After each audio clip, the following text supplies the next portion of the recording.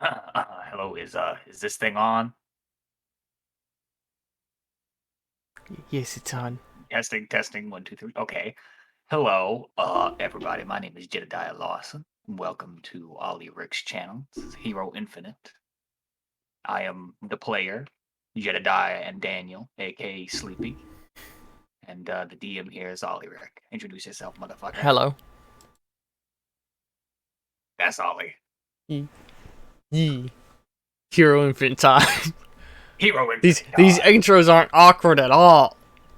And by the way, the player. Yes, I Yes, am the Ready Player One. Ready Player 2. Anyway, God, I really cannot wait for the, I actually really hope that movie comes out soon. Anyway. What, Ready Player One? Oh, Ready Player Two. Yeah. Wait, they're making Ready Player Two? I heard about it at some point. Didn't they cover all of the events of the novel in Ready Player One? I think so, but like I heard that they were making another one. I also heard they're making a sequel to Edge of Tomorrow, and I really want to see that. Oh yeah. But he hasn't come yet. Also, the name of the session, Lawsons and the Peter brothers. The Penner brothers. Penner. I'm I'm going to put a peener in you. Harm. So, okay. The Pinot. The P Noir. Pinot Noir. God. I love detective movies. Or should I say, dick movies. What's your favorite? So I know you love Brokeback Mountain then. Alright, I mean, your character would fit right into Brokeback Mountain, wouldn't he? Yeah. I mean, look, we don't do like. It's just. Wait a minute. It's not even the two separate cowboys. It's just him and his ghost great great grandfather. Yeah, I was about to say I'm not about to be like. Oh. I mean, you are Southern. I am Southern. Like none of it works out. Oh. That's just tough. All right. So let's actually get into things. So when we had Sweet Home Misty Pines. So when we left off, you had just defeated the Witch of Misty Pines. Well, drove off the Witch of Misty Pines. And fuck, I just looked at my note. What's it? Spencer Penner. Spencer Penner was there, a monster hunter that Lawson previously met. So I want to correct the thing and apologize for something. As people may remember in the last session, that early in the session he asked if he had known any monster hunters in the past, and I told him no. That was because I had completely forgotten my own plot twist, or plot moment that I was going to have, and it would have been totally more fitting if I had him be like, oh yeah, you do know some, there was this guy back in the 80s, but no, I fucked up because I forgot my own story. But, so yeah, the older you recognize this guy as, I just said his name, has Spencer Penner, who he knew back in the 80s, and he basically doesn't look a day older. It's just off to the side, like, and how in the fuck is this guy alive? I haven't seen him since the 80s. That was some wild times for monster hunting. He's currently over his old not Harley Davidson. What's an in-universe brand name we can give it? I almost said Dave and Buster's. I don't know why. Dave and Buster's motorcycle. Let's go with. I love making up new brands. Flying T-Rex brand. I like the idea of Rex brand motorcycles. It's from Rex Motors. It's a Rex motorcycle from Rex Motors, and their logo is in fact their logo is the side of a velociraptor head, which is one of those things, you know, when people are always like pointing out things like this logo makes no sense. Their logo's a velociraptor skull, but they're called Rex Motors. So he's currently over his Rex motorcycle, which is old and ruined and dilapidated, and he seems very upset as he's trying to get the overgrowth off of it, being like, no, come on, you gotta still run. Work. Hmm. Turn on. But yeah, so you were I want to talking hear with this bitch yourself. roar. Yeah. You. So that's where my Whoa, the flying XD. T-Rex idea came from. Don't say that. I God, where was I? Daniel's just gonna look at Jedediah, and then he's gonna look at this man and go, excuse me. Huh? What do you what I thought I who are you? He looks over. He's like, "Who am I? Who are you?" And like, yeah. Then he looks over at Jedediah, and he's like, Jedediah, you're." You can see Jedediah? I thought Yep. only I could see Nope. He Jedediah. looks at Jedediah, and he goes, "Oh, Jedediah, I." Hang on. Which, yeah, normally only you can see Jedediah. That. You can see me? Oh no. You can see him? No. Hang on. Sorry, I should give that context. Jedediah knew that he could see him because he's seen Jedediah in the past. Okay. That. Sorry. Okay. The hard thing is you have both a character who doesn't know stuff and a character who does know things, so I kind of have to inform you of what things which character knows. I mean, yeah. Jedediah's gonna go, been quite a few years, Spencer. I thought you were dead. And then Daniel's gonna go, how can you see him? I'm confused. I thought only I could. Wait, Jedediah, what happened? What would your character's grandfather have been called? What's his name? What's my dad's name, actually? I don't think we ever established that. If we did, I never put it in my notes. God, I feel like I did. If my name is Daniel, my dad's name can be Joseph. And then my grandfather's name can be Richard. Richard? Richard Lawson. Dick Lawson for short. Yes. Dick Lawson for short. So, oh, I just saw the thing. That's what made you think of T-Rex. Hold on, please. Post the thing that made you think of T-Rex into the Ollyric chat over in Gas Network. Okay. Because I want to definitely show that thing to people. I'm my favorite lighter. Hang on. Hang on. Come on. Stream, let me show it. This is why he thought T-Rex, and I fucking love that. Look at this man. In fact, I'm going to straight up give you He's on a little fucking moped. He's just out here. I'm gonna give you a hero point just for having that lighter. At 5, baby. But yeah, fucking words in my mouth. I can use them. You know what else is gonna be in your mouth? I'm not gonna make that joke. I'm not gonna make that joke. I'm better than that. I was gonna make a joke that would have made my significant other very upset with me. Okay, you just say those when you're not recording. Exactly. Hey, flip that. Also, that BFB Philadelphia contingent, that's a fucking Fallout Equestria thing. What? In your suggestions on on your channel. That's oh god, the Twitch suggestion box. It's been a while since I touched that thing. That was 7 months ago, dude. Yeah, nobody leaves comments in it, so I should honestly just delete it. If people ever want to give comments about my Twitch and YouTube, go to the fucking Discord server to give them. Anyway, welcome Lex Bowie to the stream. It's going fantastic. We're not derailing constantly at all. Just the beginning. Yes, we're 10 minutes in, or almost 10 minutes in, and still not through the intro. So. We're 11 and a half. 11 and a half on stream, just under 10 in recording. So, fucking words. Yeah, I just asked Spencer how he could see him. Yeah, and then he looked and he was like, wait, what happened to Dick? Like looking at Jebediah. Oh, he's been dead for a while now. What? How did he die? What happened?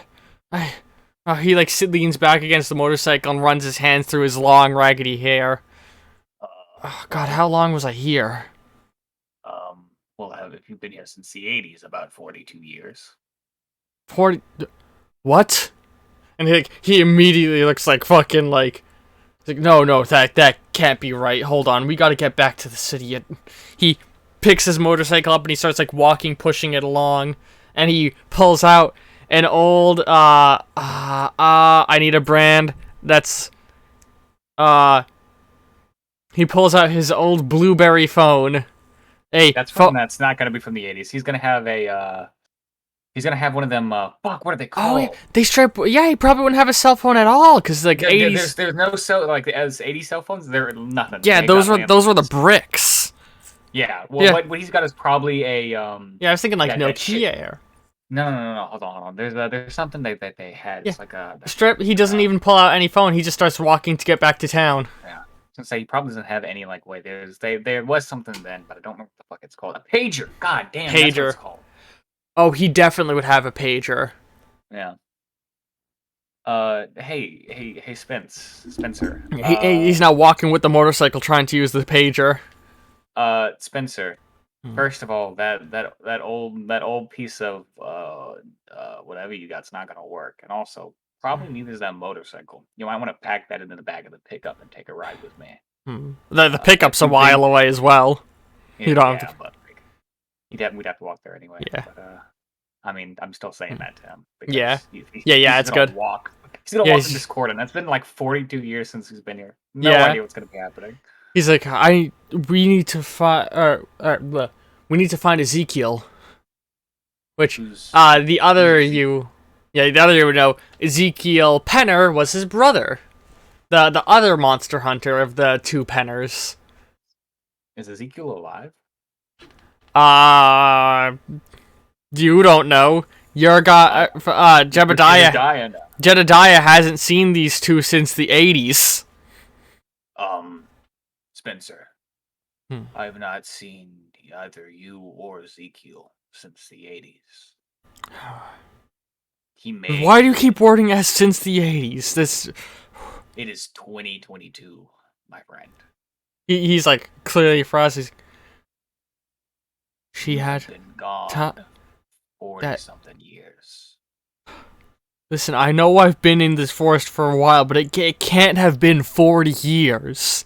This kid right here is Dick's grandson.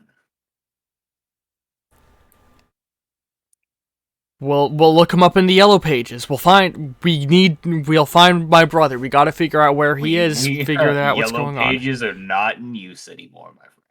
What do you mean the yellow pages aren't in use anymore? How the hell do you find things? Oh. This is what it feels like to be like this kid talking to old people. Look, just follow the kid. He'll show you what. He'll tell you. He'll explain it. So, you guys start walking, and I imagine And I'm gonna sort of just give him a debrief of the major events that have happened since the 80s. God, that. What are some what major events would be worth mentioning since the 80s? Terrorist attack. Actually, what the fuck? Like a lot of it was just like the war on drugs in the 80s and 90s. Yeah, good old Reaganomics. Yeah, Reaganomics. God, I saw a wicked good set of charts on Tumblr. I've actually added to my Tumblr queue. It's fucking this guy. He takes economic charts and he puts a arrow pointing to the moment when Reagan became president, and consistently you see like inflation rates go up, poverty rates go up, like he single-handedly killed our fucking economy. The national debt skyrocket. Imagine. That sounds about right. Or not single-handedly. His policies things. No, I mean it is single-handedly his policies. Tumblr is fantastic, Lex Bowie. It used to be awful. Then they banned the porn, and all of the shitty people jumped ship to go to Tumblr, and now the site's not a hell site anymore. I mean, it's still a hell site, but it's a good kind of hell site. Yeah, it's Tumblr. I feel like this is like the new peak. All the evil people, like fucked up, shitty people, went to Twitter. Yeah, and now I don't use Twitter. Yeah, I literally just used it to market my channel. Fuck Twitter. Elon Musk just bought it. Actually, I heard that he was gonna join the no, he didn't. He was, but then he did something. He like backed out because he wanted to be like a major shareholder or something, and he needed to go about it a different Oh, way. yeah, he ended up backing out of it. Yeah, so Huh. he was gonna I'm like not be part of surprised. like He said I like he always I says don't he's under, gonna do weird things and then doesn't do them or half does them. Uh of course they do. It's Dream SMP. oh god, yeah, Tumblr's pretty good about curating what you see to what you look at and what you like. So I like barely occasionally see Dream things, and I hate Dream, so I don't really go to that stuff. But I imagine it's full of weird. I'm sure there's still weird kids on Tumblr, but there's like weird kids on all websites. Anyway, let's get back on topic again. Yeah, and Uh, then I'm talking about like the terrorist like stuff. yeah, there's a fun thing. I can feed you a little bit of lore that I've already told other players that you probably don't know because you Okay, don't watch the sessions. In this reality, the war on terror is against the terrorist organization known as Sphinx. oh interesting. Are they Uh, Egyptian? they are a they're the words. Where they originate from isn't exactly clear, but their goal is to unify all of the Middle East, which Middle East is vague. Sometimes it includes parts of Africa and a little bit into Europe as well. But they want to unify all of the Middle East under one continuous, like, unified banner and push out all outside influence and help their, Middle Eastern culture thrive. Okay, Through terrorism. through terrorism. Sick. So Al Qaeda, but worse. Yeah, and a lot less religiously driven and much more politically driven. They're more about the That sounds economic. worse. They're more about the economics and politics of a unified Middle East, less about the religious end of it. And within this reality, we basically never got a rise of those organizations because of Sphinx existing. Interesting. Interesting. Like, post 9/11, most of those terror cells died off because of Sphinx arising and basically engulfing most of them. You know what I mean? Hmm. So 9/11 still happens. Like it's basically like midway through the Bush administration is when the history of the war on terror changes in this world. Cool. Uh And then, mm, like, I guess then as we get to the truck, I'll sort of To catch him up on how I came to be in possession of actually no, Jedediah sorry. and everything. Better marking points. Within this reality, Sphinx began years ago, and Al Qaeda died off with the death of Osama bin Laden in this reality. At least at least he's still dead. Yeah, Osama bin Laden got killed, and that that caused such a morale shift that most of them jumped ship to the other terrorist organization that was getting big at the time. oh, Sorry, that but sounds about right. fun lore bits to fill in of the setting. That sounds about right. Anyway, so yeah, you fill him in on a lot of the major historical events as you guys make your way through the woods and start driving into town. Do you fill him in on a lot of technology as well? Yeah, I basically tell him, and so like sometime. Well, he know that the internet was created because internet was made in like the 60s. Yeah, but he'd be like, it really fucking blew up that big, like that dumbass. Yeah. Like he's stripped like that weird thing blew up that big, like. Well, imagine if you could all of a sudden connect with somebody on the other side of the world and talk in real time. You mean How like would a that cell not blow phone, up? or you mean like a telephone? Yes, but way more advanced, more sophisticated now. Hmm. And literally, you can find almost anything on the internet, and that's probably to be far more useful than you realize Right. that gives us access to information that before you would never possibly be able to get your hands on. Man, that must have really changed the game for monster hunting, huh? He looks he As looks over to Jebediah. yeah, yeah. No, no, it did not. It's all fucking paper. I have I'm gonna fix that. But both Jedediah and my dad are both like Old-fashioned. Yeah, old-fashioned. That's a good way to put it. I can't tell you how hard it was to get Jedediah to will or to or how hard it was to get Jedediah to trust it. Bro, I can use words. What the fuck? I can't tell you how hard it was to get Jedediah to finally trust it. Bro. I can use words. To finally get Jedediah to trust old Lucy back there over a horse. And he, like, points back to the motorcycle. Oh, you named it Lucy? That's a nice name. Lucy and Poppy. That was me and my bro's motorcycles. Well, I hope wherever your brother is, if he's alive, we can find him. Yeah, me too. God, 40 years? That witch had me in that for 40 years? Why am I don't feel 40 years older. Well, I imagine she used her weird magic to sort of maybe stick you in some sort of time loop. She's probably a lot more powerful than we really assumed. But we still chased her off, so... We realized that really quick. When we were facing off against her, she's dangerous. We thought she was a lone witch, but she's part of some kind of coven, and we thought covens stopped being a thing decades ago. In fact, Jedediah could swear that he killed the last coven leader back in the fucking 40s. Jedediah's gonna look up and be like, I killed the last coven leader. There are no more covens. I guess a new one formed. One that knew that they were being hunted. I cannot imagine how one of them escaped. Wait, I found one thing. He, like, pats around for a moment. I had gotten her to drop something at some point. Maybe it's some kind of clue as to who the coven leader is. And he pulls out of his pocket a little crescent moon pendant with, like, it's made out of some sort of white metal and has gold inlay, creating intricate arcane patterns. Very angular patterning. Let's see here.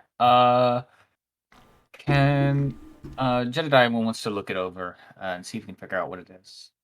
Alright, do you have any skills that you think would particularly aid in that? Master Monster Hunter. After years of hunting the supernatural, gives +2 to all related checks. Okay. I think I'm going to half count that.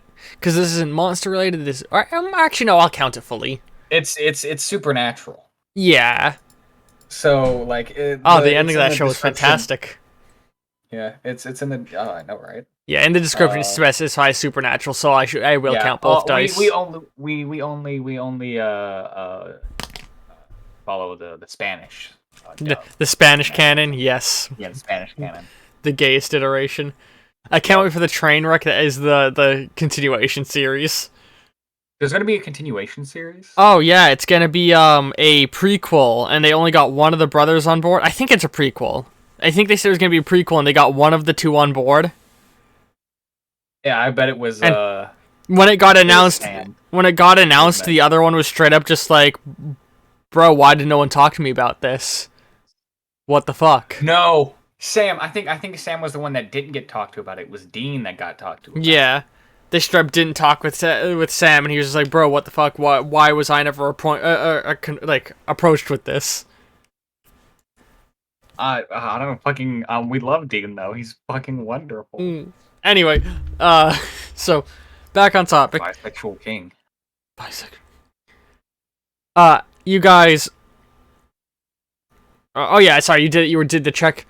You can tell it's definitely a little magic art.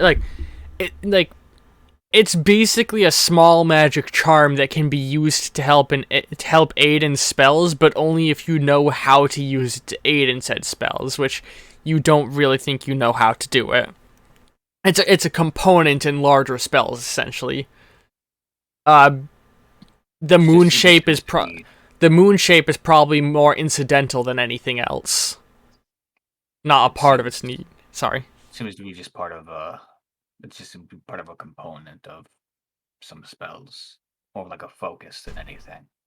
But you know, maybe to lead us somewhere. It's better than nothing. God, I'm starving. Can we stop somewhere to eat? Yeah. You want to stop at McDonald's? McDonald's, I think you mean Burger Bunny.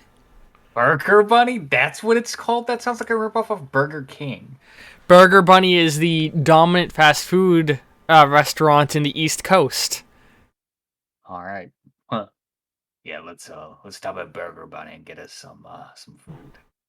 Burger Bunny? Says he floats like in between the two of them. Yeah, and he's just like, Burger Bunny, isn't that some small kids restaurant thing? Which, from used to be. Yeah. Yeah, it's actually kind of like the most. You'll see when we get there. You know what? It's gonna go find us a Burger Bunny. Yeah, basically there's two types of Burger Bunny you can find. There's the big restaurant ones, which are basically like a Chuck E. Cheese on steroids. And then there's the smaller ones that are basically just like a drive-thru to get food. Some of them still have a small playpen in them. But you know that out here at the edge of town in the Misty Pines area, there's going to be a small one that you can go to. Okay. So, when we pull up there and like the food, I just wanna down and go. I have 2 number 9s, a number 9 large, a number 6 with extra dip, a number 7, 2 number 45s, 1 with cheese, and a large soda. Is that a fucking Grand Theft Auto reference? No, I don't know what you're talking about. Get a steely wheelie automobile reference. Get a hero point. Big Smoke. Fun fact, if you really pay attention to the spoilers for Grand Theft Auto San Andreas, if you pay attention to the plot, dude, that's just him slowing them down to give the guys trying to kill them time to catch up. I don't know that. That's cool. Because he's planning to fucking betray them in the plot, and he knew that there's a hit coming to kill the guys, so he wanted to slow them way down so the hit could get to the location that it was supposed to be at in time. And there's other subtle moments throughout the plot like that, where he does things that are seemingly fun. He's the funny, goofy friend, but are really just him fucking everybody up because he's the one betraying them. Anyway. What a mad lad. San Andreas had a really well-written story, as did goddamn, the story of Grand Theft Auto 4 was incredible when you consider the fact that they weaved so many different plots together, because it's basically 3 games with, interweaved plots. You know? Mm-hmm. Anyway, let's get back on topic. I'm very tangenty tonight. So, you guys go and get the food, and, do you want to try and talk with him or about anything, or something? God, I mean, I guess I just want to talk about what he's dealt, some of the monsters he's dealt with. So when Lawson worked with them, they bumped into each other 2 times back in the 80s. One time was down in Texas where they fought a chupacabra, and the other time was in West Virginia where they fought a Grafton monster. A Grafton monster? Yes. Let me get you an image of a Grafton monster. Okay, I'm just looking it up. No, it's with an O. Grafton monster of Taylor County? No! Oh, that's fucking disgusting. Yeah, I'm trying to find it's a Fallout thing. I see. Oh yeah, I see. Well, it's not a Fallout thing. Fallout uses the Grafton monster because in Fallout 76 they have a bunch of fucking cryptids. Oh, that's cool. I don't. Everybody, just go ahead and Google search Grafton monster and pick your favorite. Yeah. Cool. Basically, it's a big, it's basically a troll. I guess is the best way to put it. Yeah, that is what it looks like. Big gray fat monster. Fat monster. Ugh. But yeah, so they fought those, but he's they had for years been facing off against witches and demons and ghosts. You know, Yeah. Some of the worst shit. like they've so he has like he could go on and on with stories. But eventually he's like, all right, well, as you guys start to finish, he's like, well, take me to where take me to where this internet is. I mean, yeah, I'll take you to where the internet is. I'm just gonna take him to place where my dad's at. Actually, that's the The lumber logging. mill. Yeah, the lumber mill. Yeah. To the hidden office he has. Yeah, you drive off to there, and you guys arrive, and your father's still there.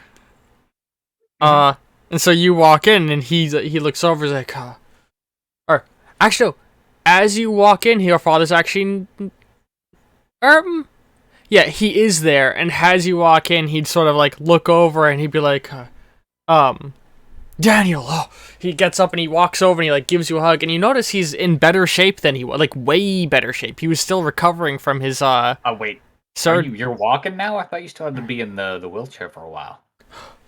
I was terrified. So the worst had happened. No. I mean, we fought the witch, but she ran. Wait, where were you all that time? What do you mean? It's only been like a couple hours, yeah? It's been almost 2 months. Oh. Oh no, sorry, it's been 3 months is what he said. It's been almost 3 months. Ooh.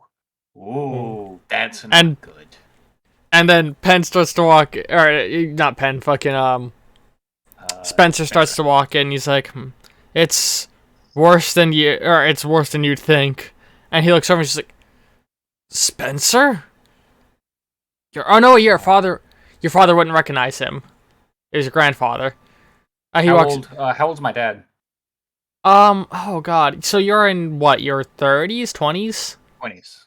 Your 20s? So he's probably in his 50s. In that case, my father would have been somewhere between like probably 10 and 15. Yeah. When his dad, my grandfather, would have met Spencer. Yeah, so he may know him. He doesn't know Spencer. Okay. So he looks over and he's just like, who? Or he's like, who are you? And he's like, you must be the little Lawson that I always heard those stories about, huh? Dad, this is Spencer Pinner. This is someone that worked with Granddad. Spencer Penner? He seems a little young to have worked with my dad. Well, I was gone for 3 months. He's been gone for 40 years. That witch has some weird timey-wimey bullshit. Jesus, and he sort of like sits back and like, he's like, I'm sorry to hear about that. Like looking to Spencer, and he's like, I need to know my brother's okay out there. Yes, that was a fucking Doctor Who reference, Shoebs. Thank you for picking up on it. Oh my god, get a hero point for it. Oh, thank you.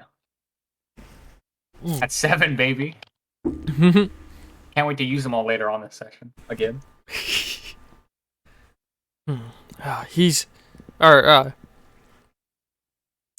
God, Daniel. I keep forgetting. I keep trying to say Jebediah. I'm like, it's not Jebediah. He's like, Daniel said I could see the internet here. I want to try and no idea how the internet works. You're gonna have to help him, Dad. And what are you gonna be doing, huh? I'm gonna start transcribing everything onto the internet. Or onto digital documents, like digital documents, and then I'm gonna look into setting up a website so that way maybe we can get more information than what we have here. I'd be careful with that. We don't want to share too much of the information in these notes. People can do dangerous things with it. Oh yeah, well, I'm not gonna post everything. I'm gonna post, basically it's gonna be like a monster hunting website. People can put in requests or information, and it'll allow us to sort of expand our range more, and maybe pick up, learn more information about what we're dealing with. And because apparently that witch, Dad, might probably part of a coven. And this just got far more dangerous than what it was before. Spencer sort of chuckles. He's like, starting an official monster hunting business. Close enough. Hmm. So you got you guys sit down and you guys you only have one computer in the room. Yeah. So you could help him get online and try and figure out his brother, and you basically go on Cerulean Connect, and you look up Penner. You try and find any Penners, and you do find what was it? I said Ezekiel, right? Ezekiel. Yeah, Ezekiel Penner does in fact have a Cerulean Connect account, and he's living here in Discordant City. Well, looks like Ezekiel's alive. And in the pictures you can see he's an old fucking man. And that is your brother, Spencer. We gotta go see him now. Does it have a phone number or an address or anything like that on his Cerulean Connect account? Yes. All right. Does it have a phone number or an address or both? It just has an address. It'd be crazy to put your phone number online. Anyway. Have you done that? No. Just Facebook. Everybody has their phone number on there. Really? Why? What? Why? What? I mean, because Facebook also has where you work, where you live, your phone number, what you like, I guess it Also, probably would have that, because Cerulean, that's totally not Facebook. What? Yeah, what? You should have just called it Meta, Meta. Oh my god. But it's Cerulean because it's run by Cerulean Industries. Oh, interesting. Cerulean Industries and Vermeil no, it's Cerulean Innovations and Vermeil Industries are the two biggest tech giants in the world. Vermeil, interesting. But yeah, so if it has his phone number, I'm gonna go and give him a little call, see if he picks up. The phone rings for a little bit, and then it picks up. It's like, hello. Hi.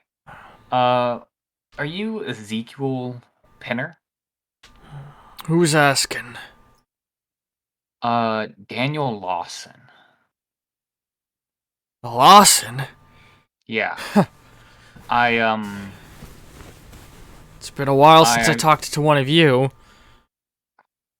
We need to speak. Is your heart okay? Can you withstand a very large shock right now?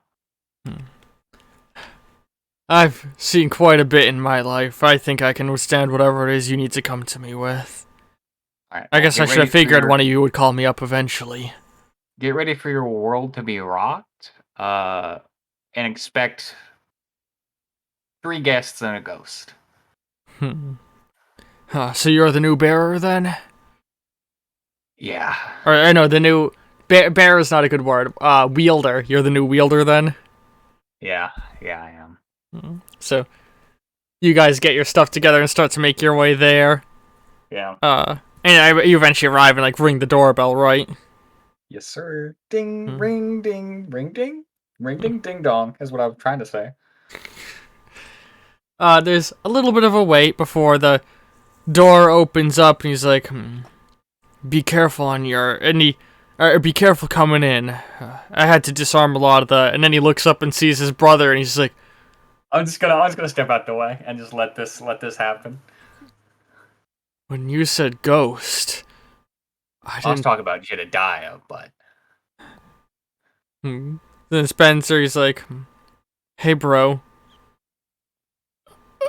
And he's an old man in a fucking wheelchair holding a so let me describe him. So let me describe the two of them better. Spencer is a guy about your age, in his 20s. He's got long, scraggly hair and beard. Think of Robin Williams' character in Jumanji. Okay, I got you. He's wearing an old, tattered bomber jacket. He's kind of dirty. He hasn't showered or anything yet. And he's wearing old torn up leather pants. And Ezekiel Penner, he's an old man. He's wearing like a loose-fitting shirt, loose-fitting pants. He's in a wheelchair, and he's completely bald, covered in liver spots, and he has a cane that is tipped with a silver wolf head with ruby eyes, and it's a black cane. Thick. And at the bottom of it is another little like bit of silver topping the bottom, or like it's sitting on the bottom, like a silver cap on the bottom. Yeah. And he just like looks shocked, and Spencer steps in, kneels down, gives him a hug, and he's like, "Well, you ain't no mimic if you could step in the house." Ooh, Mimics are real? Skinwalkers, most dangerous plague in North America. Okay, that's fair. He starts to. He's like, I need a drink. You want to wheel me to the kitchen, bro? And Spencer grabs the back and starts to wheel him along. I guess we'll go inside. I'll make sure to close the door behind myself. Yeah. You and your your father come in, and as you guys come in, you immediately realize there's like 3 guns and a crossbow rigged up against systems that are pointing at the door. And all around the door frame, there's runes carved into it. And, like, you look around, the windowsills have it. There's circles on the floor. Oh, I cannot wait to learn what all this shit does. You can see, like, the whole room is filled with booby traps that all have little cappers and stuff on them, stopping them from triggering right now. I'm really glad you disarmed these traps. I'm glad you called ahead. Yeah, me too. I feel like that was a really good decision on my part, all of a sudden. DM approved. Director approved. Yeah. So, you guys... give yourself a hero point. I'll be sure to use it against you. Don't do that. You guys go into the, you all go into the kitchen. And it's like a tiny, like, cramped, shitty apartment. You guys make your way in, and he pours himself some whiskey, and he's just like, he pours a little bit for all of you, and he's like, how the hell is Spencer here right now?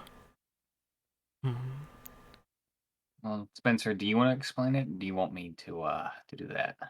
What happened to you, Ezekiel? I got old. I mean, in the fucking forest. What happened? We were in over our heads. I thought...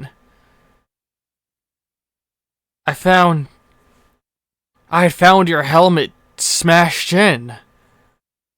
I thought she got you. I don't know how long I was there. 40 years evidently for you. She's a temporal witch. A temporal witch? But that's impossible. I know what it goddamn means. But a temporal witch can't exist without a coven.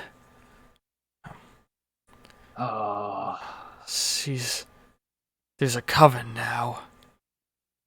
It's a goddamn fucking coven.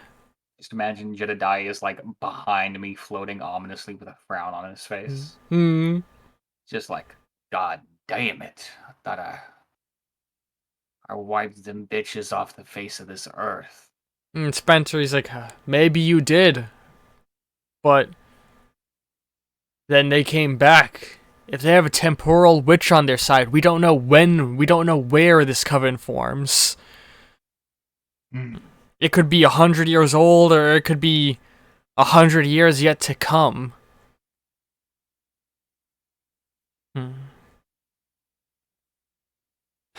So, how do we deal with a coven with a temporal witch then? And Spencer's like, it's time magic has only ever been theoretical. There's never been any. It was theoretical. Ezekiel says, and he looks over and is like, what do you mean was? I mean, If a temporal witch would exist, we're probably on the cusp of that discovery being made by someone. I stopped hunting. But I never stopped hoping I could find you or find some way to undo what she did. I've been here holed up. And do you know how many boogeymen were chasing after us, Spencer? Because it was a lot more than I fucking realized. And he throws back the whiskey. Once word got out you were gone, every goddamn skinwalker, lycanthrope and warlock came a running. We made a lot of enemies, and they knew that we were weak without you. That we worked best as a team. But that's been beneficial to me in a way. It means I could stay here in the city, and I could keep learning about what the hell was going on in our country with all these creatures. And if there's gonna be a temporal witch, now feels like the goddamn fucking time that would happen.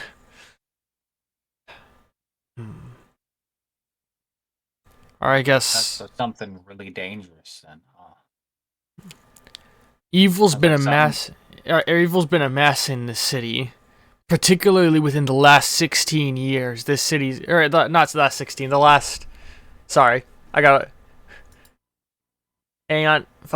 Hang on. Hang on.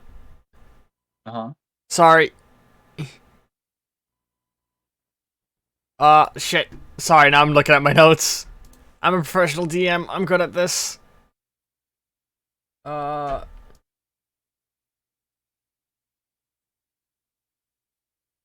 Particularly within the last 4 or 5 years, the city's been getting a lot more dangerous. It's like there's a beacon of evil calling out to all the fucked up creatures in this country. I saw a Wendigo coming through this city. If it's the same Wendigo, we've already taken care of that one. Well, that's good. Only northern witches knew the ways to create those things. If there's a coven, it's probably only just a... Hang on. A temporal witch. Maybe a coven hasn't formed yet. And he like starts wheeling over, and he like wheels into another room, and Spencer gets up and just immediately starts following. I assume you as well. Rock with him, yeah. You guys go and you see guys big old fucking monster hunter room with like all the reportings of anywhere in all of Maine and Massachusetts where people have seen fucking ghosts or monsters or anything weird, and he's like, there's been more and more supernatural sightings happening. There hasn't been a coven because it's too risky for witches to get together and form one. It becomes like they become a target for monster hunters and other witches, but with what's happening here, maybe they're getting emboldened. Maybe they're going to form a coven. Now, if temporal magic really exists, it's not going to work on a large scale. They wouldn't be able to bring a whole coven back. But one witch going through time to try and stop some of the most dangerous hunters that could be a threat to them in the future? What if we stopped them? What if you and me stopped a coven from forming here in the city, and they knew it happened, and so they sent her back in time to stop it? That would make sense. Lawson, did she say anything to you? Did she recognize you at all? Me? Yeah. I'm gonna think back. Did she? She definitely like called you out by name at one moment, like being like, "Oh yeah, like she recognized you. She knew who you were." She definitely did call me out by my name. See, I have theories. He starts bringing up like a calendar where he has got a bunch of things. Significant events happen at set times.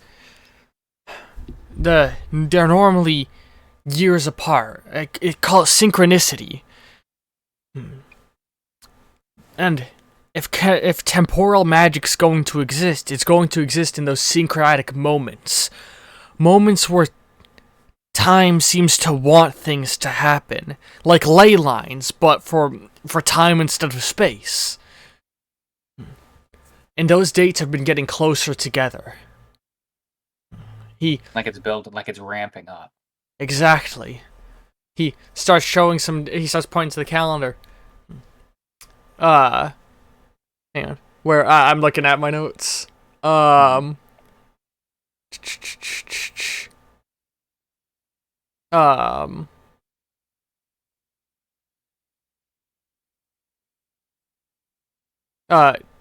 January 26th. A giant moth is seen stopping criminals. A giant moth is seen stopping criminals. A thief is seen stealing a sacred diamond from a man's collection. March 11th. Hang on.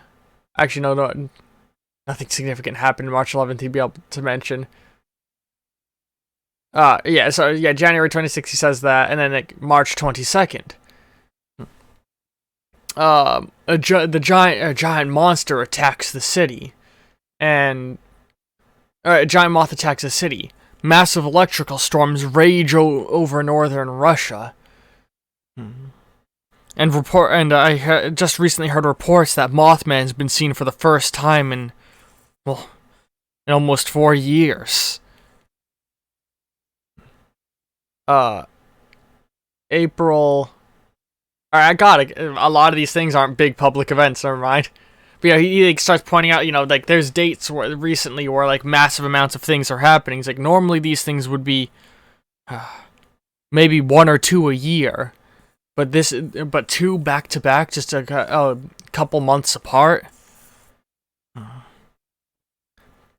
And then your father's like, how do we know these aren't just incidental events? Major events, there's a way to spot these kinds of chronologically major events. Hang on, he goes over, it's like, I've been trying to create something. I'm not sure if it's working, but maybe it is. And he pulls out this big, weird, like, thing of, like, spinning objects and crystals and runes. It's kind of like a weather vane, but for arcane energies and temporal causes and magical locations. Within the last 4 months, it's gone wild. It's gone wild 6 times. I marked down occurrences on January 11th, 26th, March 11th, March 22nd, April 4th, and today. I'm just gonna look at Spencer. This may be one of those events then. Us coming back. Maybe it's moments when she comes out. Maybe it's the only moments she can come through time. Ooh. When these events occur, it's like there's times and places where the barrier that holds our reality together grows thin. Like something's chipping away at it. What'd you say? I said like time is becoming frayed. Exactly. Weaker or stronger moments. Whenever this thing's gone wild, there's some major event happening within the world. And I'm not just saying something like a war or a presidential inauguration. I'm saying major events. Something probably to do with more monster arcane. When the Twin Towers fell, this thing went wild. when so I'm looking at when the Twin Towers fell, this thing went wild. When the government announced the new super soldier program, it went wild. Every time this thing goes wrong, I start scouring the news for what's happened. Sometimes I don't realize till a few days later. Like when the Sphinx organization started ramping up, this thing probably went off. Some of these days there might even be historic figures being born when we won't realize until decades later. This maybe not being born, but maybe coming back. Coming back? Because if both me and Spencer have already gotten displaced in time, who's to say others haven't? People? Exactly. What if other people are coming back as well? What if some of these events are coming back and then dealing with something here? Like someone doing what the witch did, but in reverse? Maybe. But how would we know? That's the hard part of this. I've been unsure if with this thing's even been working, but and then your father is like January 26th. That's when he went to fight the witch. Yeah, is it? That is exactly when he's like. That's probably exactly what's happening. It's moments when temporal displacements are happening, maybe even here within the city.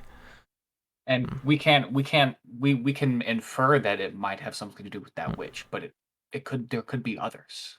Because if she has access to temporal magic, others may have access to temporal magic or something like that. But either way, we may still have a chance to stop her. See, hang on. He moves over and he starts like pulling out all sorts of like crazy notes. He's like I said, I've been working on this theory of temporal ley lines for a while, but they're too strong. Reality is too held together for something like that to really exist, for something to hop through time. Traveling across space with ley lines is hard enough. Just to teleport a few states with magic, the amount of arcane energy required, it's akin to an atom bomb. But as these barriers grow thinner, teleportation becomes easier, and in theory, so could moving through time. And I've been measuring it, the strength of the ley lines of the world, and they've been growing more frayed, more present, or more omnipresent. Magic is growing within our world again for the first time in eons, potentially. And with that will come a flood of creatures, demons, and that's probably and the best. And that's probably when she came back. That's when she unlocks the secret to temporal travel.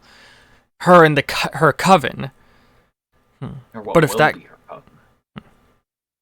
exactly, that coven's probably trying to form as we speak, and she's probably making it happen faster than it did the first time. Have you been able to track or follow any of these other events, like the moth? It's actually that moth has been the easiest one to follow. He fancies himself a superhero. I'm sorry. What? Superheroes are comic book shit. He starts pulling up he goes over and starts pulling out news articles, and sure enough, the moth he stopped a group of bank robbers on the same time you were fighting the Witch of Misty Pines. He was off stopping some bank robbers.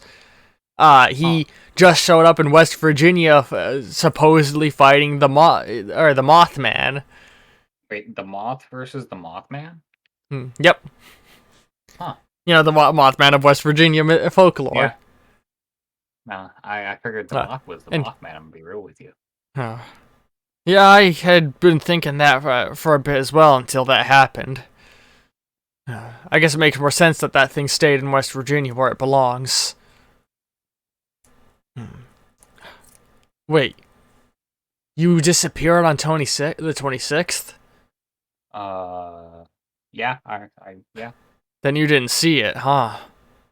No, And he didn't brings know up this was news happening. footage of a giant monster fight happening in Discordant.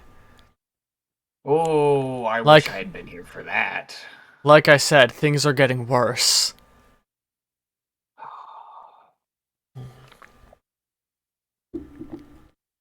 Yeah, you see, it's like a giant turtle and a giant slug monster fighting. Both vaguely anthropomorphic. How does this even happen? Don't know. And you see Spencer just sitting there like, can I go back to the 80s? Can I go with you? Maybe if we can figure out when they do this magic, we can. But reading ley lines isn't that easy. But It could. Yeah. The date, Well, well, I'll call it the date of temporal alignment, the big one. It could happen any time within now or the next year or two. It's hard to narrow these things down when we have such little understanding of how it all works.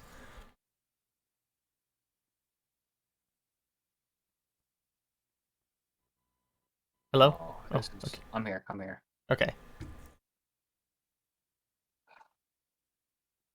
Well, Ezekiel, I'm not sure what all. I guess at best we just have to wait for the reader to start going off before we can really start looking into it. But I do want to say you don't have to stay in this apartment. We have a place if you want to come and stay at. Same to you, Spencer. I feel like it might be best if we sort of stick together. I'd have to do a lot of undoing of things here. And Spencer's like, Yeah. I can stick around and help. And then it might be better to sort of coalesce our information. I plan on digitizing all of this so that way, if You anything plan ever on happens, fucking what? uploading it to the internet where it's saved. No. You don't want to do that. You keep magic and technology far away from each other. Kids these days are causing some serious fucking risks with that. Oh, I'm not gonna share it online. I meant just on a private server. Even So then, that way, if you put something on a server online, and you accidentally say, upload a curse, and that curse gets saved to a server, you've just cursed an entire internet server.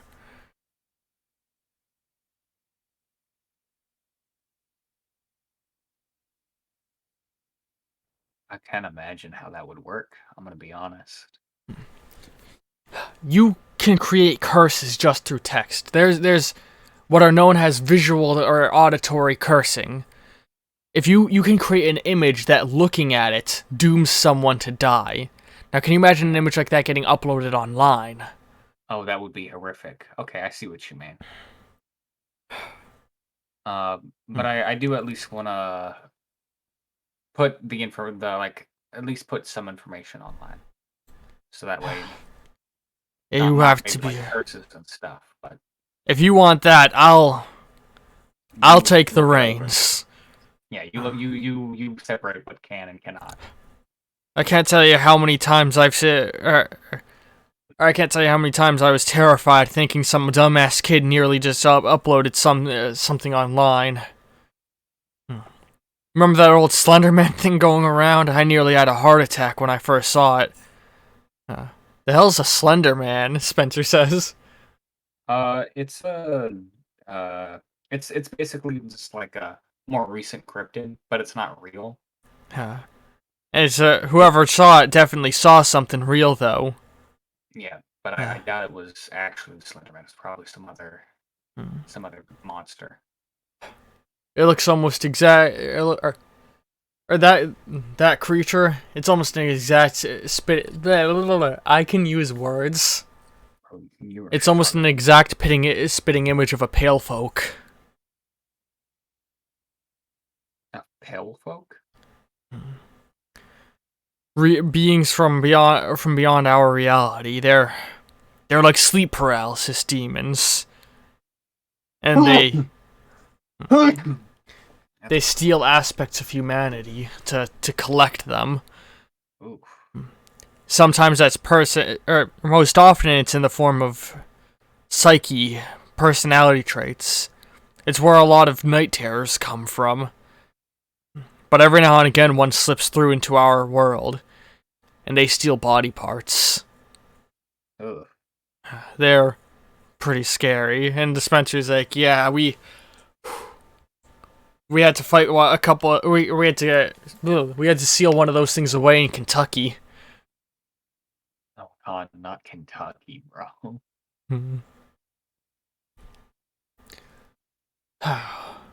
Well, I guess we should start setting up shop, or setting up to move shop. Yeah. We'll help you get everything put together and moved out. And then your father's like, "Oh, by the way, I'm pretty sure you lost your job." Yeah. Yeah. But I'll just hire you for the logging company. Oh, yeah. Get you on That payroll there. works. That's good. At least I won't be without a job. I just realized, are you wearing your priest uniform this whole time? Probably. Yeah. I'm sorry, that just thought occurred to me, and I thought that was really like a funny thought. Yeah, like because he is a priest. But yeah, so you guys, you guys would then spend time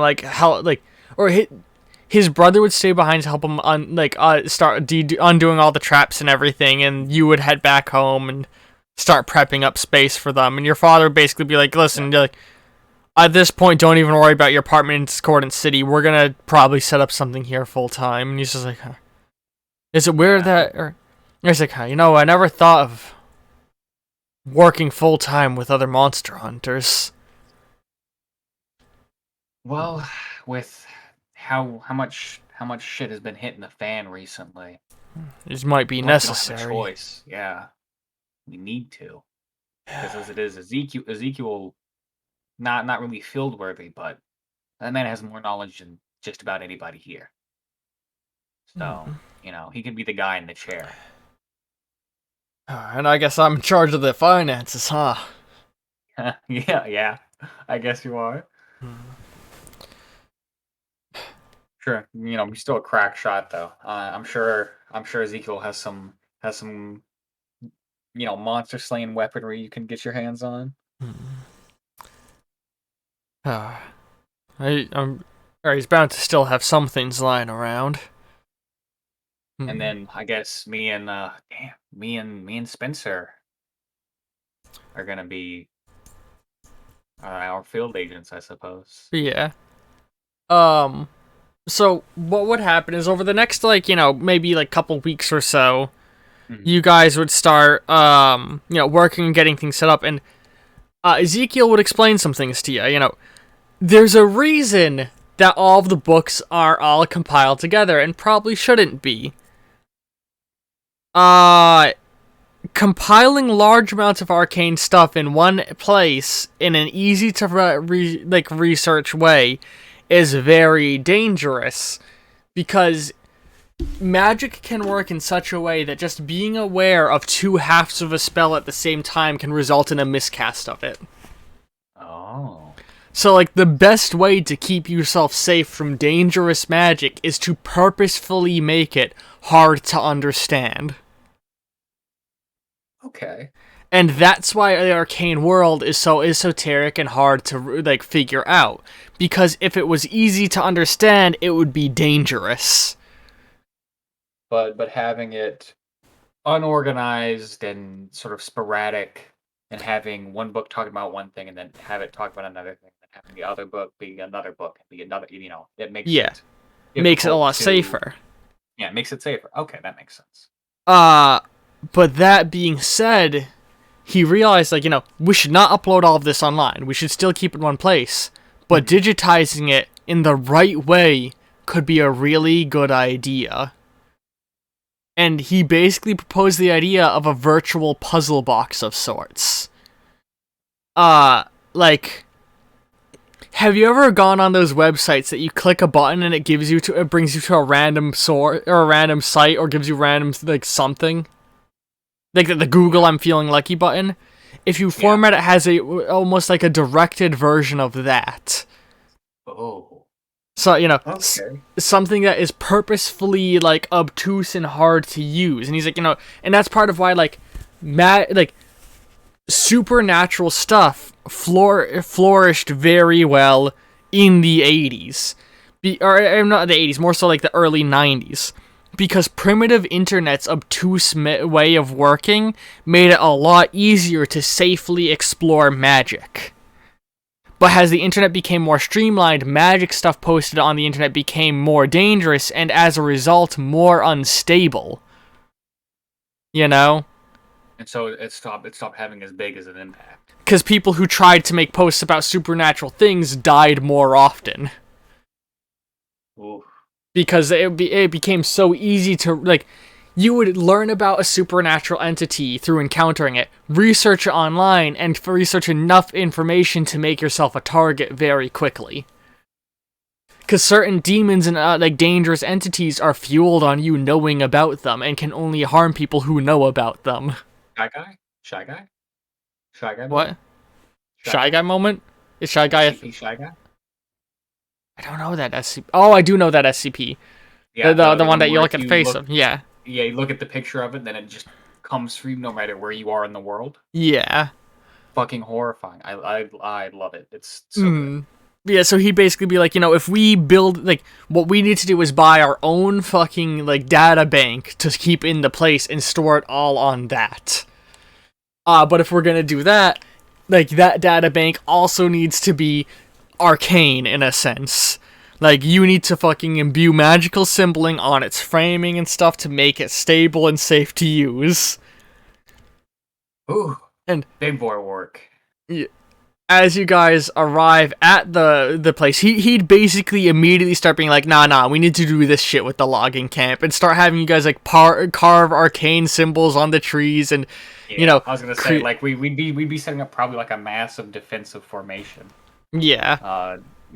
Alarms, anti-scrying, things that, like, sort of like runes that would diffuse, like, the magic, like, within, so that way Yeah. it doesn't, it's just not like a massive glowing spot of magic, it's, Exactly. He'd even go so far as to suggest that you guys, like, change the company logo to subtly imbue protective runes into it. Oh, ingenious. Because in essence, if every employee for the logging company wears that, you can start to create a wide bearing of protective magic without people even realizing it. Without people even yeah, that's ingenious. Absolutely gonna be doing that. And he'd start, that this is fantastic for me as a DM because you just walked into an NPC that can spew, like, lore to you. He explains two important aspects of the supernatural world to you: belief and synchronicity. Okay. Synchronicity is the happenstantial effect that things that seem that from the scientific field are completely unconnected can have all sorts of connections to each other. Like, an example he gives is, like, two objects on opposite ends of the world that look so identical to each other that they are actually spiritually linked. To the point where if you do something to one of them, it affects the other. Okay. There's never, like, there's never been any like wide-scale testing of it, but it's a thing that is a conceptual thing that can exist. It's what voodoo dolls work off of, is the concept of synchronicity. Okay. And synchronicity is very dangerous because if it's utilized right, voodoo dolls is a perfect example. Yes, it's Synchronicity dangerous. done right could, in theory, mind control people. Oh, that's fucking insane. Then the other one is the power of belief to the supernatural world. If a large enough portion of people believe something, it could get manifested into existence theoretically. When I hear this, I'm just gonna look at Ezekiel and be like, "So, what is God? Is he formed from belief, or is he something else?" That's a question I've wondered before.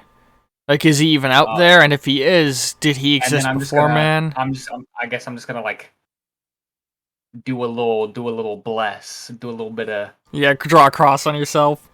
just be like yeah, I'm just gonna do like the Mhm. the um the Father, Son, Holy Spirit, touching my forehead and my, and then just be like, boom, just bless, bless up.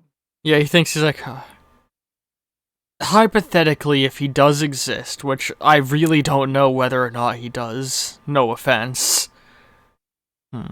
Uh, well, I have the belief that he is real because he, you know, kinda, I have the power to bless things. Also, looks and smiles. I get back from being AFK to hear the word, "What is God?" What is Yeah. God? Yeah. He's like, if the Christian God exists, there's really 3 big possibilities as to what he could be, as far as my understanding of the arcane world is. 4, if we want to stretch it. On one end, he could just be a particularly powerful earth spirit.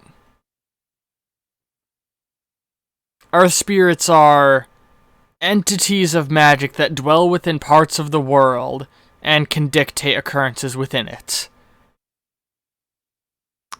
He could be a being that was created by human belief, something which most often causes the manifestation of dangerous evil things, but in theory could lead to the creation of a god, but I don't have any evidence of that occurring to back it up. He could be an eldritch entity. There are beings that existed before time and space that don't like the existence of time and space. It's... when a neighbor is throwing a really loud and annoying party? Yeah. Our reality is the loud, annoying party. And these outer beings want it to stop. And some of them take it upon themselves to try and make it stop. In theory, God could be a good one of such entities, but I've never seen or heard a case of a good eldritch entity. Then the last possibility is that he's exactly as the Bible describes him. He is the one true Lord that created everything, and all of this chaos that we're in is something underneath his watch and part of a greater plan. And honestly, I don't know which one of those options is the most scary.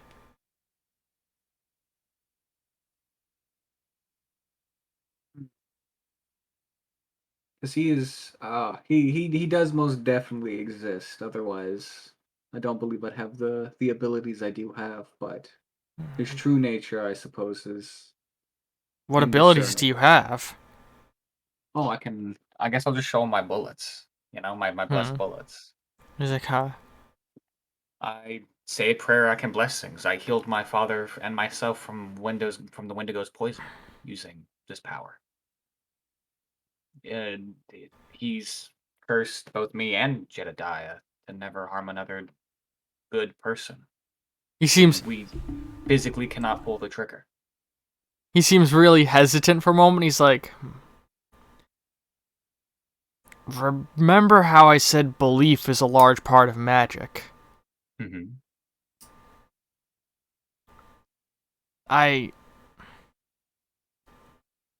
it's best if let's move on. You think this power came from a very strong belief? It's possible, but I don't want to put that doubt in your mind because that could stop it from working. I don't think it makes me doubt anything. I mean, faith is belief.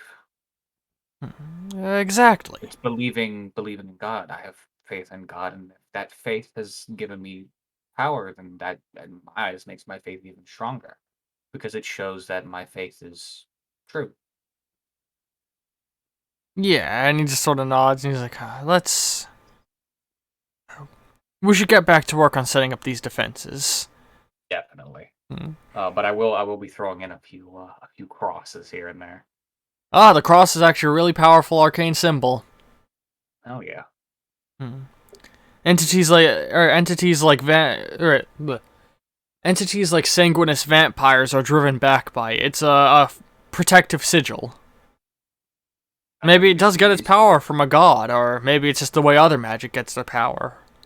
Or hell, maybe all magic gets its power from a god, and it's just there's different. He's made more than one symbol. Huh. You know, when you factor the possibility of a Christian god into all of this, maybe all of these symbols are just the same as the cross. But also, every pantheon has symbols that they've used, and I assume those also hold power. Some.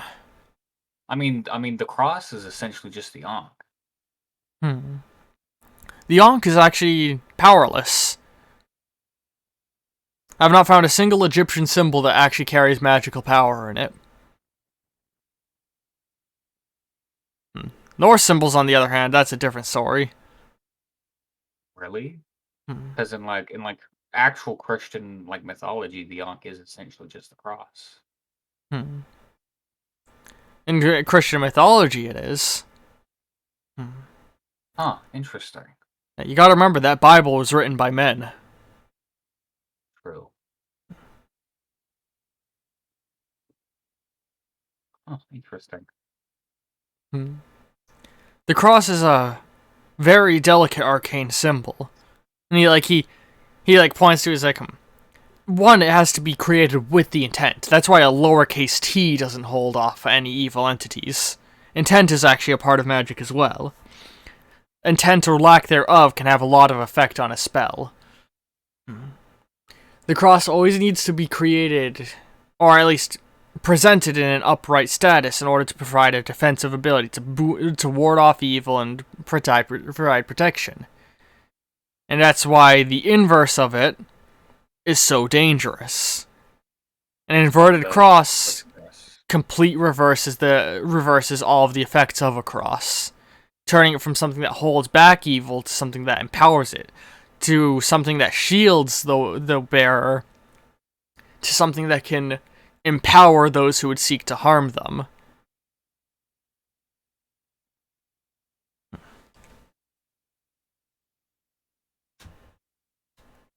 Huh. That's just a lot to take in right now. I mean, it makes sense.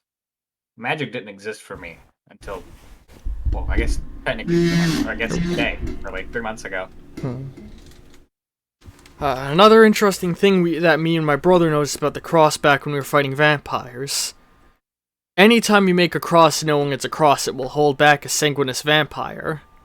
But a demon, it has to be a cross that was made by a priest. And a faithful priest at that. A priest that doubts their god, their cross holds no power, and if we make a cross, it doesn't hold any power. I've not really figured out how that works even to this day.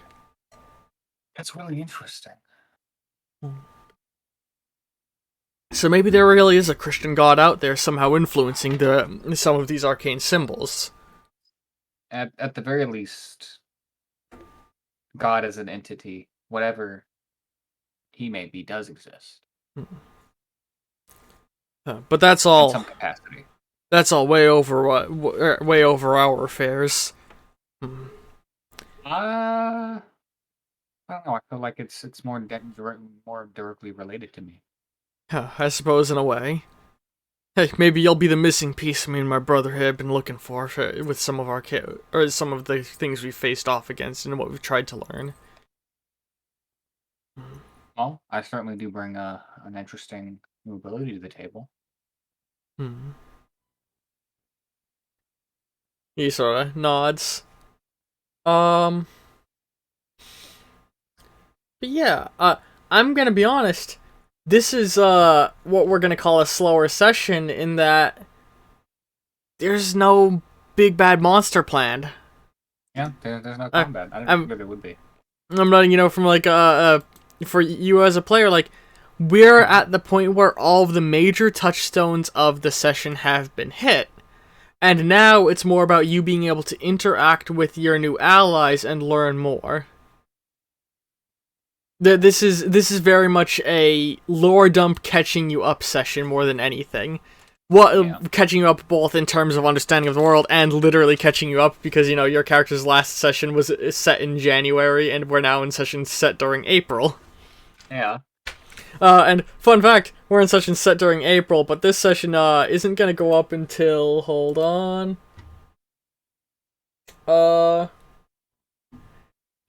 It's probably not going up until May at the earliest.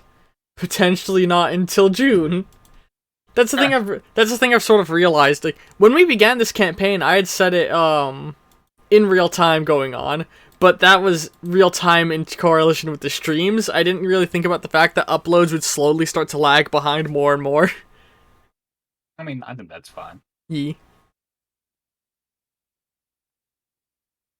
But yeah. Honestly, I can't really think of much more besides just sort of setting up for what comes next, which I guess is the hunt for the Witch of Misty Pines. Yeah. And her potential coven. Yeah, and also maybe peeking into trying to find the moth and these other fairies. Yeah. It's basically I'm gonna call this a time turner. Because I have no idea what to call it. Time turner? Basically, I like that. That's a good name. Waiting for the time turner to start. Yeah. He explains it like this thing, like, just saying that it senses temporal changes isn't a good way to put it. It can sense all sorts of arcane things, and even he's not entirely sure how it works, and he made it. It can be triggered by the like, he actually shows this directly by taking an he brings with him a bunch of artifacts that he just had sitting in his home, and he basically explains, like, don't touch most of this. A lot of this is actually just here holding back something dangerous, and, like, he holds up a small metal thimble to the device, and it starts going fucking wild, like, all the rings spinning around and the gems flashing different colors. It's like, this thimble right here is holding a dangerous demon.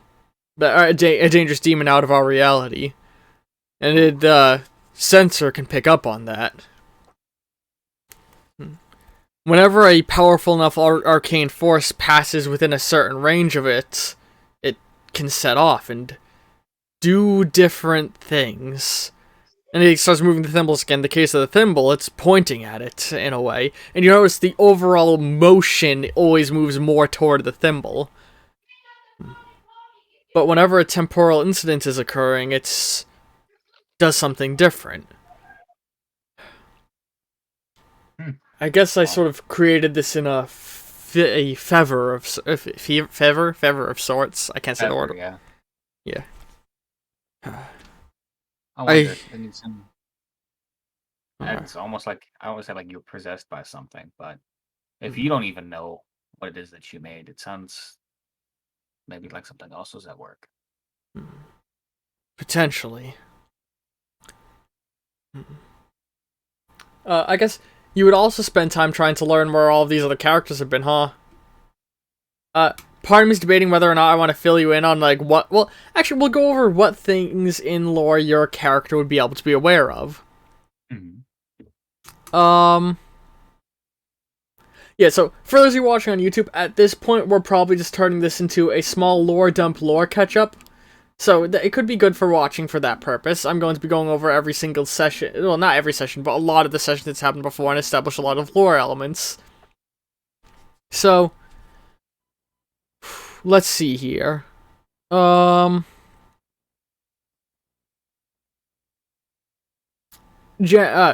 So sorry, I'm just looking at things and trying to determine what is public knowledge and what's not public knowledge in setting. The moth started appearing in January 11th. It is, a giant Mothman who fancies himself a superhero. He's got moth wings, has costume, and has been seen creating silk from his mouth. Ugh. He's stopped a huge number of criminals. Some, a small handful are noteworthy, like the bank heist he stopped or the fighting the moth, but a lot of it is just him flying around the city at night and capturing petty criminals. Like Man-Bat.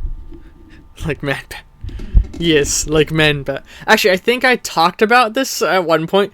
In our continuity, back in like the I want to say like the 60s, there was like a huge public outcry of people afraid of comics corrupting the youth, and like comic book burnings were happening and stuff. Right. That took hold way more heavily, and graphic novels really died down for a long time and weren't really popularized again till they were brought back over from the East in the form of manga.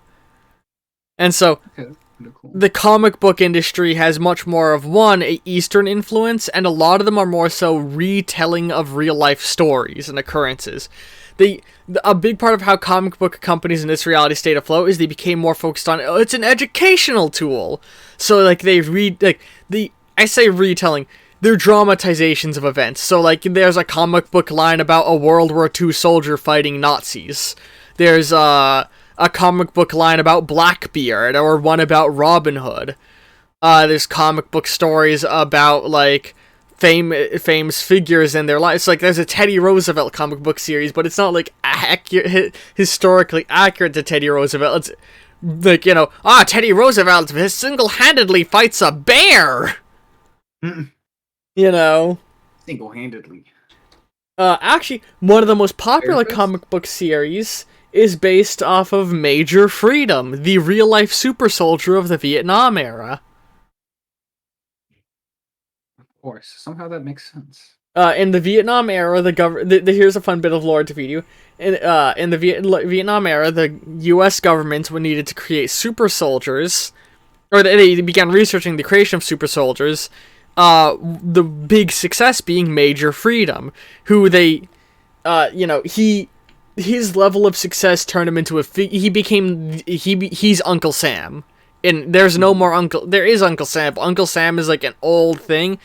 Major Freedom is the real life mascot and embodiment of the American nation, or American dream in our nation. And he's a real guy that you could go and meet in campaign. I cannot wait to meet Major Freedom. He fought in the Vietnam War. We still lost the Vietnam War. And he basically retired post-Vietnam War and became a private investigator, and there's a television series about his life. Think Adam West Batman.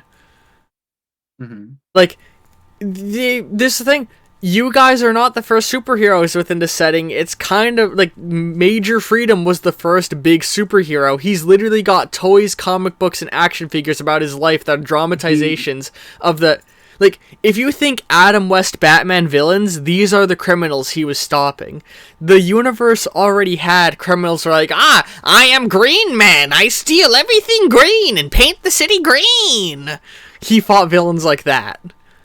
God. Like, if you think of the era of stupid, he fought villains like Polka Dot Man.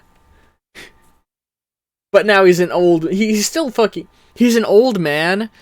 And, he's nowhere near his prime. Like, when he was at his prime, he could, literally throw tanks. Like, there's footage of him in Vietnam throwing tanks at Vietnamese. Oh, God. But now, nowadays, he's just, stronger than your average man. Stronger than your average man. But yeah. And, the Moth is, the next big superhero. A lot of people are straight up looking at him as, he is the Gen Z, Major Freedom. Let's see here. Then there is...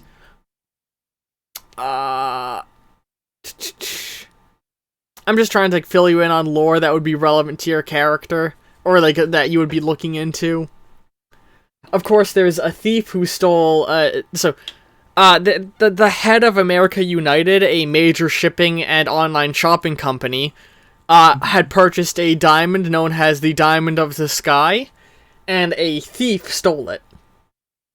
Okay. And now there's like a huge headhunt for this guy, and Ezekiel would bring up like, yeah, that diamond he stole is fucking significant as all hell. It's one of 5 elemental gemstones. And it just got yoinked. Yeah, it was in a museum for a really long time, and then it was in the British Museum for a long time, and this guy somehow managed to buy it. Which, the amount of money that must have taken is literally unfathomable, and it's not been disclosed how much he paid. But it's worth mentioning that the London Museum literally is now under construction to be tripled in size. So he paid enough money for that. That's, oh my god, and London Museum's already massive. Yeah. They're literally giving it another 2 floors up and building it an underground extension to it. That's insane. I cannot imagine. And then it just got stolen? Like... Yep. This thief somehow stole that gem from this motherfucker. And, like, Ezekiel's like, yeah, that diamond's, I don't know what it can do, but I know it's very significant to a lot of different groups that know about the magic of the world. Like, spiritual groups they've spoken with. You know? I think maybe something we should watch out for is to see if it resurfaces. Oh, for sure. And while we wait, we should probably maybe make some little containment thing for it. I mean, as far as I know, if we ever happen to be able to get our hands on it, who knows what we could do with it? Yeah, and I also can't speak on what others can do with it, but at the very least, if it's something that can be used to endanger others, we need to keep it out of their hands. We need to keep it out of temporal witch, you know? We need to make sure the such coven things don't fall into her hands, yeah. But yeah, let's see here. And if this moth is playing hero, it might be a good idea to maybe open up some sort of dialogue with him. Yeah. But how do we find him without also contact him without also putting a beacon on ourselves? Yeah, we need to find a way to find him when he's not a moth. Because I doubt he's always just a moth. I mean, a monster is a monster. Not to say he's a monster, but maybe he is just a moth person. He might be. But, you know, regardless, I feel like he'd be spotted more often. He's spotted most nights. Although, what about, like, during the day is what I'm getting at. Oh, yeah. Well, maybe he's nocturnal. Oh, yes, but, like, does he just vanish? Maybe he sleeps somewhere where people don't find him. It's a like, big city and it's a big world. For so long. I feel like that can only last for so long. A single person can hide in a city and not be found pretty easily. But he's a moth. Yeah, all you need is a nice trench coat. I thought he was like massive. No. Human size? He's human size. Okay. Well, yeah, the moth is just a dude with wings. Straight up, he's just a dude with moth wings and antenna, and a like superhero getup. I thought he was like literally a giant moth. I'm being real with you. I mean, I was thinking like some Mothra stuff right there. Yeah, nah. He just looks like a dude. He's just a dude with moth wings and extra arms and an antenna. But like, if he throws on a coat, he could blend into the public pretty easily. I can see. All right. Let's see here. Then there is... Again, so I'm just looking through things, trying to see what events are worth mentioning that you would know about. Oh yeah, oh god, so you guys would definitely talk more about the giant monster fight, because something else terrifying was spotted during it. See, these two giant monsters were fighting, and at the same time, one, a witch with a bunch of moon staffs and moon staff and a bunch of moon stuff on her was seen. Well, she seems important. What do we know about her? Because literally nothing. Spencer, do you still have the pendant? Yeah, he'd pull it out and be like, we need to find her, because if this symbol has anything to do with that coven, then she's gonna be part of it. So, Yeah, and she's definitely a witch. She was like doing magic. yeah. And definitely witch behavior. fighting her was a golden fox man in street clothing. And that looks like another monster. Yeah, and definitely significant part of that would fucking Ezekiel would mention is like, I've seen that thing in texts, and he'd show you like old fucking like Vietnamese myths. That thing is almost a spot-on matching image of a thing that was foretold in ancient prophecies. The Vessel of Despair. Oh, that doesn't sound good. That sounds like something I'm gonna have to deal with, huh? He's the living embodiment of all negative human emotional energy. It was foretold that eventually this energy would hit such a peak that it would coalesce into a living being that would be part of a collection of creatures that would bring about the end of the world. Known as the Vessels. Alright, so Golden Fox Man, definitely on my hit list right now. Yeah, the Vessel of Despair.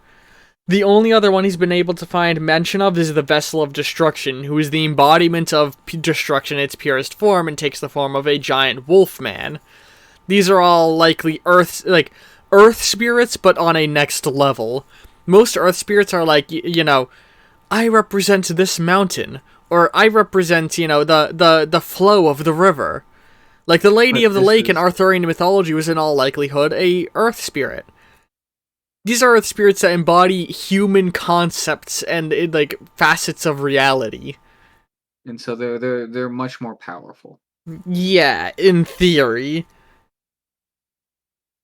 And it's said that they would come together and bring about the destruction of humanity, so that's good. But he was seen fighting the witch. And you can see, like, in the footage, like, he raises golden trees out of the ground around him and causes explosions and, like, throws things around with telepathy. But the witch is definitely bad, right? In all likelihood, it was some sort of power struggle going on. They were both seen working with one of the giant monsters apiece. Maybe they summoned them as part of a fight. There's ancient... That's another thing I found in my research. There's ancient myths from Japan in eons long ago. I'm talking like pre-civilization days. It's said that across Japan and Korea and the Polynesias, that people summoned giant monsters to fight battles for them. And this seems to be something very similar. Ancient lost magic at play here. Which aligns with the escalation that seems to be happening. And so this is where you were really like, oh, things are getting worse. Yeah. Like a vessel being seen, giant monsters of lost magic, a witch seen in public. Witches are very subtle things normally. They like to stay very quiet and manipulative because they want to, like, operate in the dark. She summoned a giant monster and fought another creature summoning a giant monster. This is a very obvious display. And that also means that everything else is going to be seeing this as well. Yep. Making the city even more of a target. But there's another thing on your side. He'd show more of the news. At the same time as all this was happening, and a few other times, there's been seen a giant robot. And now, the kaijus, for context, they're like Godzilla size, like 3 stories tall. This giant robot is like, a little bigger than a van. Okay. It calls itself the Red King. It claims it's the hero of Discordant City and will help stop crime. It's been seen a handful of times. It was seen breaking some people out of prison and shooting up a restaurant. But then during the kaiju, it was committing crimes. And then out of nowhere, it showed up during the giant monster fight and started helping the police evacuate people and, like, protecting people alongside an army of drones. And it was just like, yeah, I'm here to help. I'm a hero. But do we know why it was shooting up a restaurant and breaking people out of prison? Nope. I wonder. So it straight up quickly became a wanted criminal, and then out of nowhere when this kaiju fight happened was like, nope, I'm a hero, I'm here to help everybody. Interesting. So what to make out of that robot situation is really hard to explain. I assume I assume there's a reason for those first two incidents. And so if we can figure out some common denominators between the two, we might be able to start connecting some dots about the Red King. But sadly, actual news footage of those incidents aren't nearly as prevalent as news footage of a giant monster fight, which the city is still undergoing some repairs for that. There's a few things that are helping with it, like the head of Vermeil Industries was straight up, he was just like, I'm going to form a fund to help fix this. Like, there's been too many superhero shenanigans going on in the city. There needs to be somebody funding the help, like, helping rebuild the city after these things. And so he's formed the Superhero Damage Repair Fund. And he's its top contributor. Well, I mean, at least he's doing something.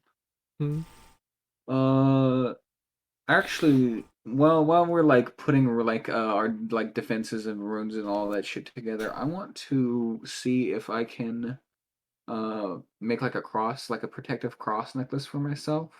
All right. Just wear that. Yeah, just to have that, and then I feel like at some point I'm gonna have to deal with being out in public and being seen. So I wanna make like maybe like a mask or something. Oh, like a Zorro mask? Yeah. Yeah. A good old domino mask. I can. Well, not like. Hold on. Okay, and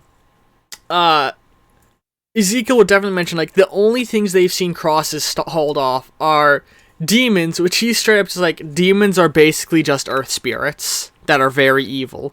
And that's something else he brings up, is like, earth spirits, he's only been able to talk, him and his brother only ever were able to have a conversation with one that was good. And it gleaned a good bit of information to them. Earth spirits have alignments. There is good and evil within this world.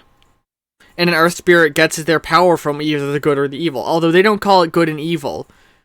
They call it, They call it the force of order and the force of chaos.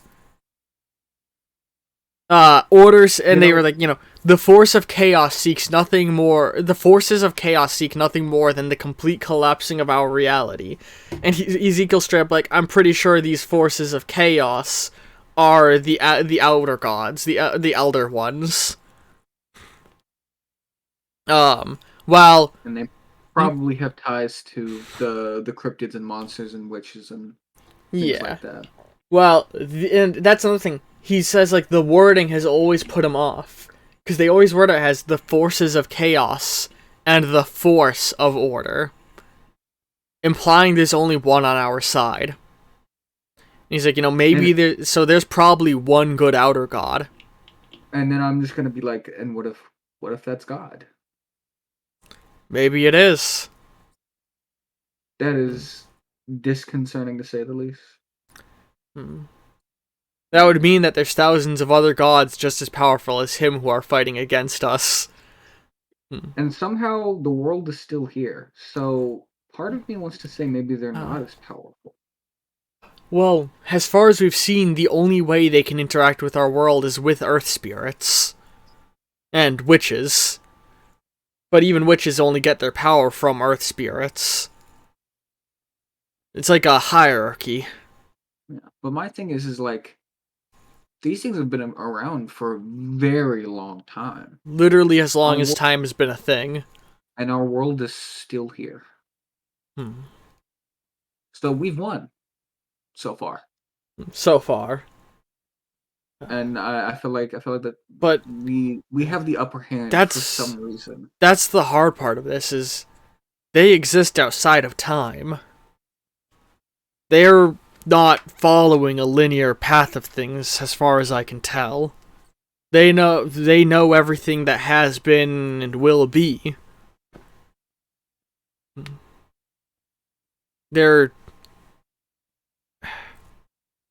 If they've won, they've already won. And if they haven't won, they never will win. I guess is the best way to put it. You know what, that's very fair. But because we don't know, we can only assume they've lost until they don't. Yeah, and I feel like we'll keep winning. It's a scary thing to consider. It is, but rather than worry about the what ifs, we've won so far with what strength we have.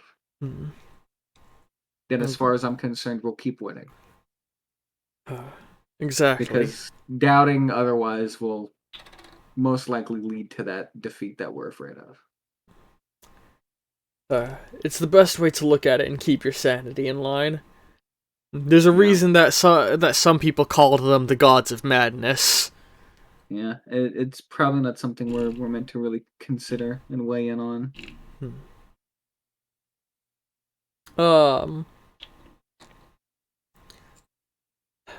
Yeah, so I'm trying to think of what else there is worth mentioning.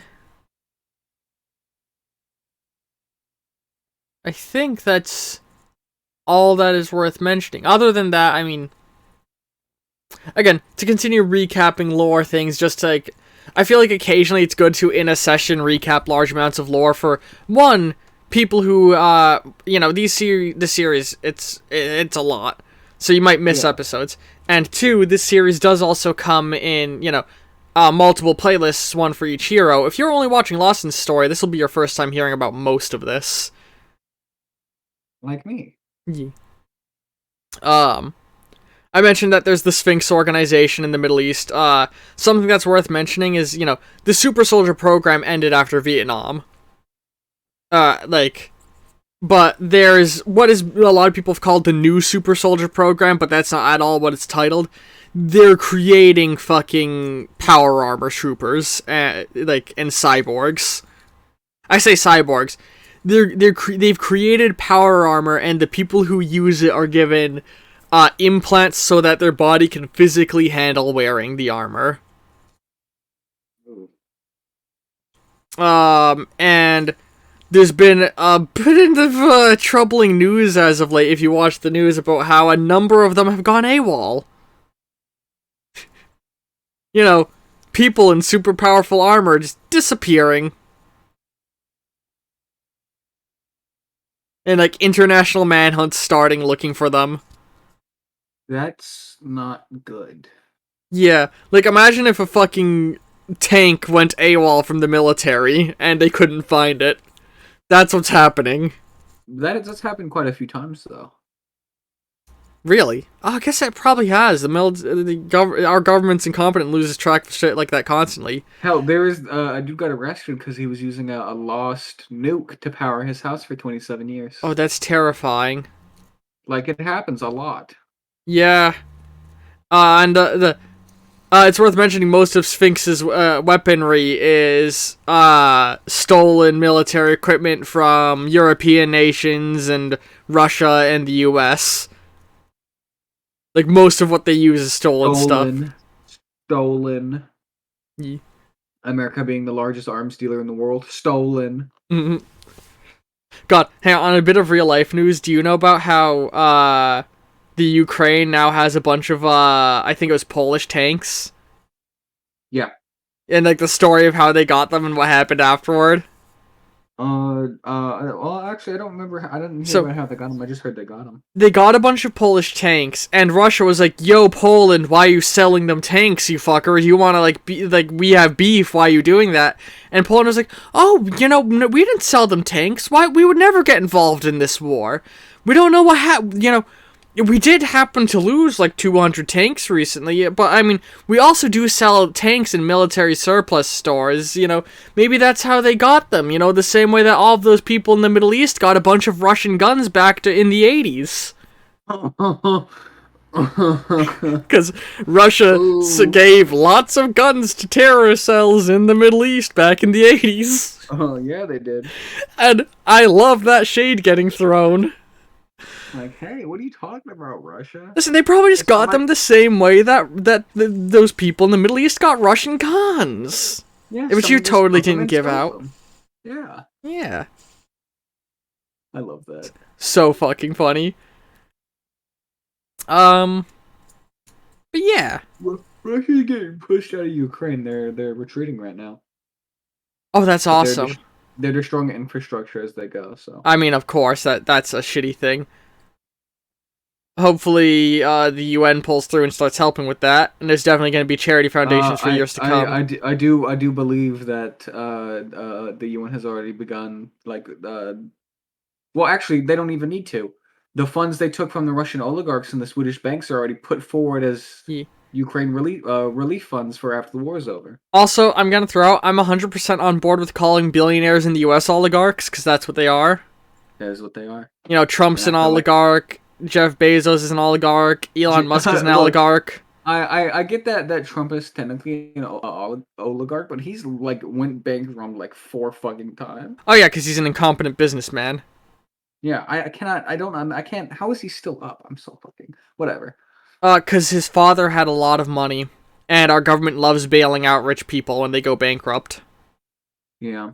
God, I what the fuck, you know? But yeah.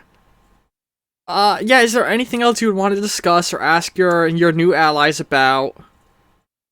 No, really. Just now, I want to start planning on looking into Yeah. basically all of this. Yeah. As on top And of trying looking, to, and, Spencer, it's just like, we're still gonna look into normal monsters in fucking the city, of course. Like, we're not gonna of just stop course. that. Yeah, like we have a lot to cover, and there's 4 of us, technically 5 of us, if we want to count Jedediah, working Hmm. on this now. I feel like Jedediah would be offended at that statement. But look, he floats around and uses a gun. All right, Yeah. and he forgets things all the time. Yee. Yeah, so I think that's a session done. Yeah. Everybody's been watching. I hope you've enjoyed this. Go check out there's gonna be linked below. There should be, if I'm gonna start doing this accurately. There should be linked below the Lawson play. Oh, no, not linked below. In the end card. In the end cards, there's going to be 2 playlists showing up in a little bit. One for the Hero Infinite playlist as a whole, which lists every single episode of the Hero Infinite series in a ideal viewing order, if you want to get the whole story of every character. Or there's a playlist for just the Lawsons, which has all of their things in chronological order. In addition, a number of players, I don't think you provided me with one yet, but a number of the players have started providing me with character theme songs in that they think particularly fit their characters, and those are integrated into the various playlists. So that's a fun little bonus you can get. I'll find one eventually. Some of them are for heroes, some of them are for villains. They're all to set the mood of the episode you're about to listen to. And there's even a one at the start of the whole entire playlist, right after the main playlist, right after the video where I explain what Hero Infinite is. That is a theme for the campaign as a whole currently. So yeah, go check out the different playlists, and while you're at it, go check out some of the series that I'm playing on the channel. I'm not even going to try and plug any ones in particular because this isn't going up for a couple of months because we're recording so many of these so often. There is a game where Ollie takes a big sword and shoves it into a dragon. I played that months ago as of right now. You should definitely go watch that video. The longest sword. The longest sword. Weren't you guest starring in that one back then? I think I just gave you the. I don't know. I don't remember. I was the one that recommended you the game. I think you were there with me while I was playing. I don't remember right though. A lot of early stuff on the channel had me guest starring with people a lot more often. Nowadays, it's hard to get that arranged. Yeah. Like finding games that are good for it, and at some point I want to play Gary's Mod and Civ and stuff with all of you guys and record it. Yeah, definitely gonna find a time for that. Yeah. But yeah. Anyway, we'll see all you later. Ta-ta.